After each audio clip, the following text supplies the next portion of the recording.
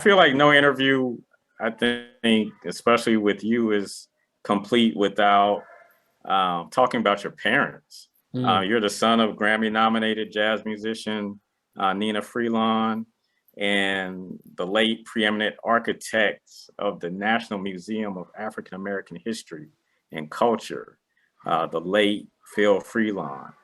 Speak on some of the values they instilled in you that you have passed down to your children.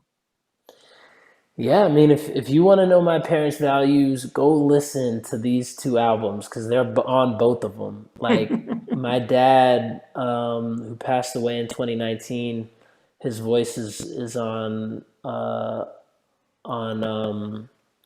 second to last song of my first album, DAD, and he passed away in July, on the 9th of July in 2019, and about a week before he passed, we were in his room with me and my kids, his grandchildren, my kids, and my nieces and nephews, and asked him, uh, and he was talking to them about the power of art, about the Mhm. power of being creative and of meditating, of just quieting yourself and listening to the environment around you and being open to receiving um, from the universe. That's like something he taught me. And we were shooting a documentary about his life at the time and captured that beautiful conversation between him and his grandchildren.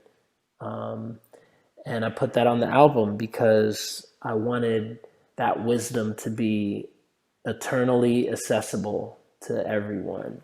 And I think that's a really important value that my dad passed to me, is just the power of art to transform.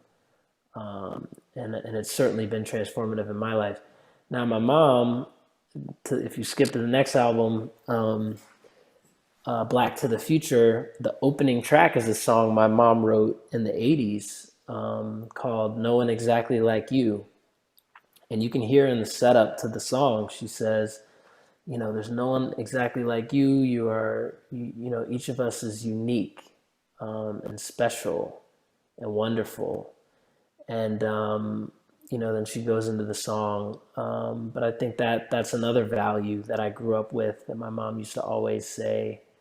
And I think for a young kid who wants to fit in and make friends, and can sometimes be teased for being different, that's an important value. Like, yo, different is dope. Like, everybody has their own special, unique gifts, talents, voice, superpower.